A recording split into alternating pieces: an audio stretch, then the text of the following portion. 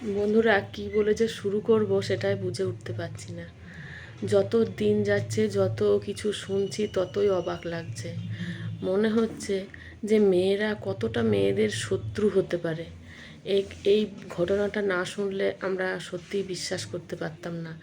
অনেক ঘটনায় আমাদের চোখের সামনে এসেছে, অনেক কিছু আমরা দেখেছি, কিন্তু নিজের বান্ধবী, নিজের বন্ধু, এরাই সব থেকে বড় শত্রু হয়ে দাঁড়ালো।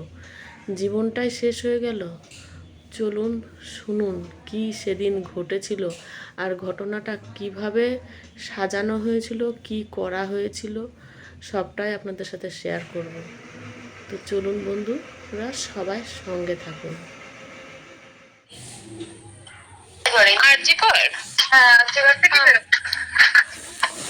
হ্যাঁ, বলো এবার।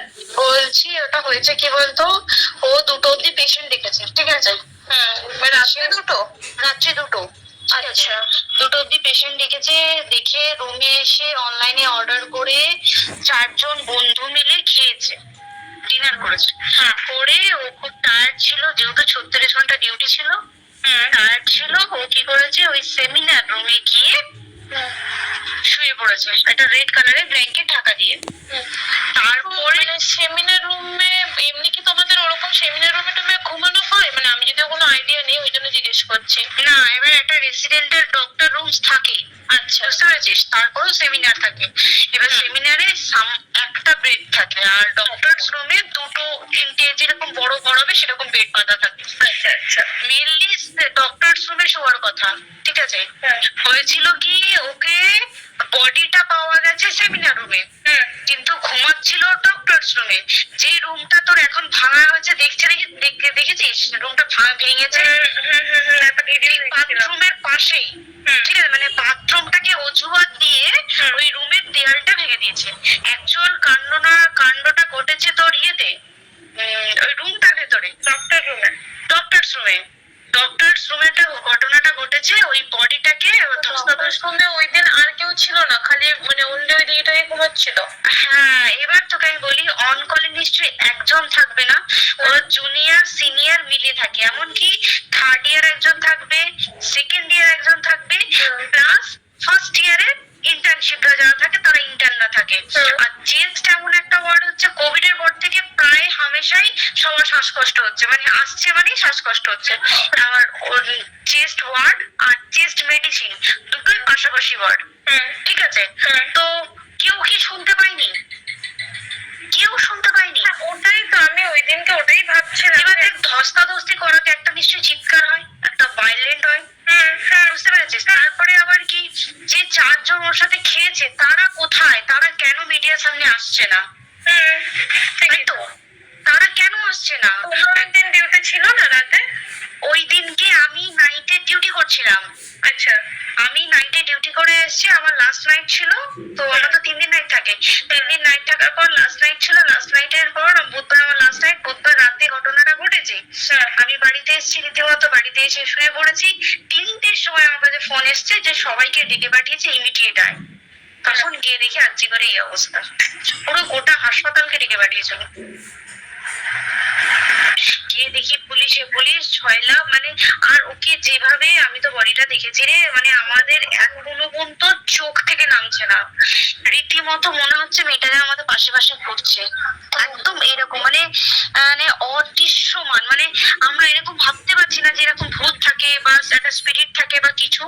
এখন আমরা বুঝতে পারছি না ওর আত্মাটা এখনো ঘুরছে আমাদের আশেপাশে। দেখো, ওর আমার তলাটা নেই, কিন্তু ওর থেকে ও থাকে 4 তলায় ঘটনাটা ঘটেছে। ঠিক 2টো ফ্লোর নিচেই আমি থাকি, আমার রুমটা, ঠিক আছে? কিন্তু তাও আতঙ্কে আমরা মানে একদম স্তব্ধ হয়ে গেছে আর্চিঘরটা। কিন্তু ব্যাপারটা হচ্ছে, তাহলে ডক্টর রুম থেকে ওকে সেমিনার রুমে নিয়ে যাওয়া হয়েছে? হ্যাঁ, অবশ্যই নিয়ে যাওয়া হয়েছে। এবার দেখ, নিয়ে যাওয়া হয়েছে, ওকে যেভাবে মারা হয়েছে এটা একার পক্ষে অসম্ভব, ইম্পসিবল।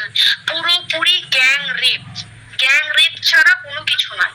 আর শুধুমাত্র রেপ নয়, রেপ করলো ছেড়ে দিল, ঠিক আছে, ওকে রীতিমতো মার্ডার করেছে। মানে মানে হিসেব মতো যা বুঝছি, মানে তোমার কথাতে, ওটা হচ্ছে ওর ওই বন্ধু বান্ধব এক্স্যাক্টলি, হয় ওর বন্ধু বান্ধব কেউ, ঠিক আছে? মানে 4 জনের মধ্যে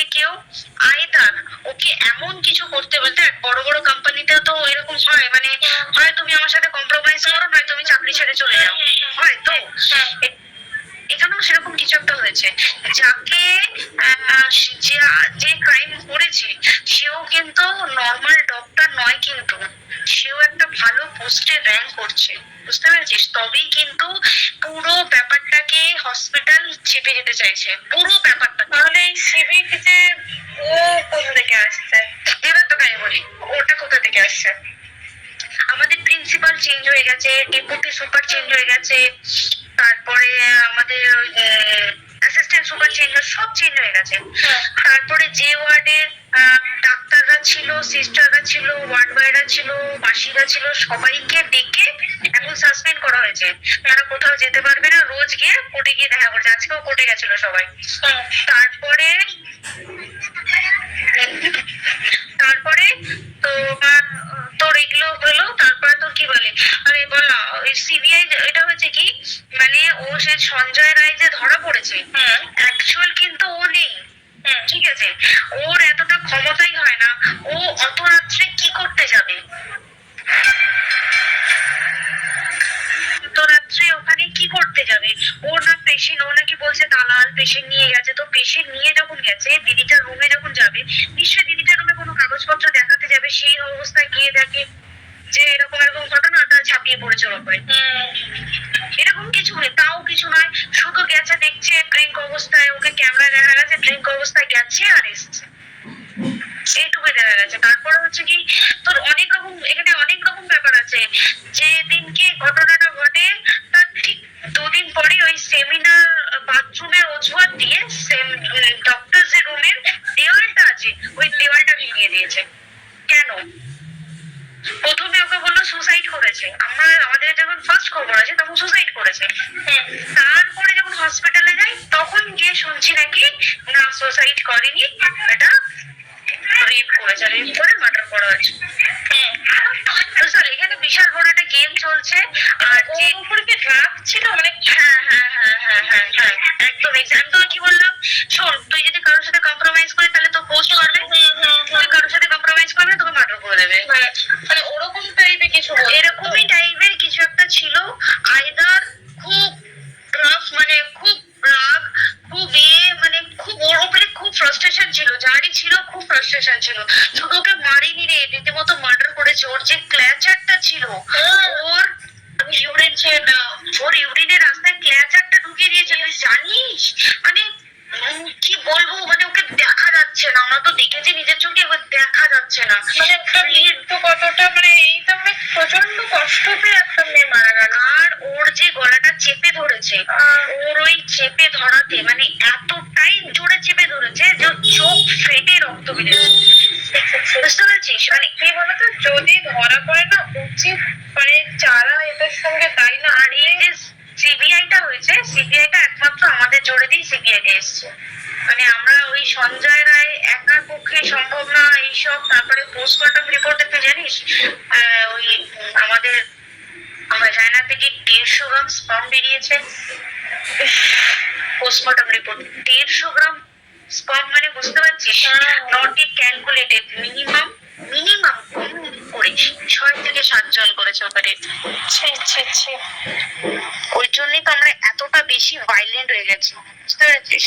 আমাদের একটা মেয়ে তার কাজের জায়গাতেই ছিল, এমনটা নয় যে রাস্তাঘাটে কোনো বিপদ, তার কাজের জায়গাতেই সেফ নয়। শোন, দেখ বড় বড় কোম্পানিতে কি হয়, রুমের ভেতরে এগুলো হয়, মানে ধর রুমের ভেতরে হলো, যেমন কল সেন্টারে হয়, নাইট শিফটে হয়, এইগুলো একসেপ্টেবল। বাট হসপিটাল হচ্ছে এমন একটা এরিয়া, হ্যাঁ, আরজিকর বলে না, যে কোনো হাসপাতালে কেউ যদি স্ব ইচ্ছায় কারোর সাথে রিলেশনশিপে গিয়ে করতে চায় সেটা আলাদা জিনিস, কিন্তু ঠিক আছে, কিন্তু কেউ কারো বিরুদ্ধে এইভাবে করতে পারে না রে, তুই জানিস না? মানে ওয়ার্ডে কম বেশি আমরা সবাই ঘুমাই, কম বেশি আমরা সবাই জেগে থাকি, জেগে তো থাকি, তাতে কি কেউ শুনতে পায়নি?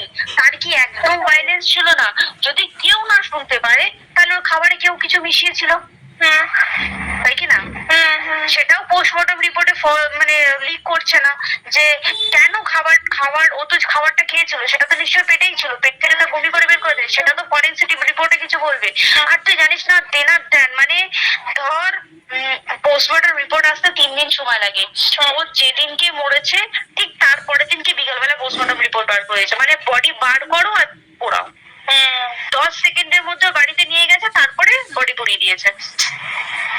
মানে বন্ধুরা এত তাড়াতাড়ি সব করে দিয়েছে যাতে সব প্রমাণ লোপাট হয়ে যায়, সেই জন্যই এইরকম হুড়োহুড়ি তাড়াতাড়ি করে সব সময় এরা কাজ করে যাচ্ছে, ভাঙচুর করছে। এমনকি কোনো একটা সঠিক সিদ্ধান্ত বা কোনো কিছু একটা বিচার ব্যবস্থার প্রতি যে আস্থা করবে মানুষ, সে পথটাও আর নেই। যাই হোক, সিবিআই এসে গেছে, এবার হয়তো একটা সদুত্তর আমরা সবাই পাবো। তো বন্ধুরা, সবার কাছে একটাই রিকোয়েস্ট, কেউ পিছিয়ে পড়ো না, কেউ ভেঙে পড়ো না, সবাই মনের জোর রাখো আর আন্দোলন করতে থাকো, চালিয়ে যাও। দেখা যাক কত দিন ধরে আমাদেরকে এই অত্যাচার সহ্য করতে হচ্ছে, তার অবসান আদৌ হয় কি না সেই অপেক্ষায় আমরা রইলাম। তো এর বেশি কিছু বলতে ইচ্ছে করছে না, এটাই বলবো, বিচার চাই, বিচার চাই, ন্যায্য বিচার একটা আমরা সকলেই চাই। তো আসছি, সবাই সবার পাশে থাকুন, আর অন্ততপক্ষে মেয়েরা আমরা যেন মেয়েদের পাশে একদমই থাকতে পারি, না হলে কিন্তু আমরা এগোতে পারবো না, কোনো কাজই আমরা ভালোভাবে করতে পারবো না, আর আমাদেরকে সবাই হারিয়ে দেবে, আমরা পারবো না জিততে। তো যাই হোক, আসছি, আজকে এই পর্যন্তই। পরে আবার যদি কিছু পাই তো আপনাদের সাথে শেয়ার করব। আপনাদের মূল্যবান মতামত এখানে দিয়ে যাবেন। রাখছি।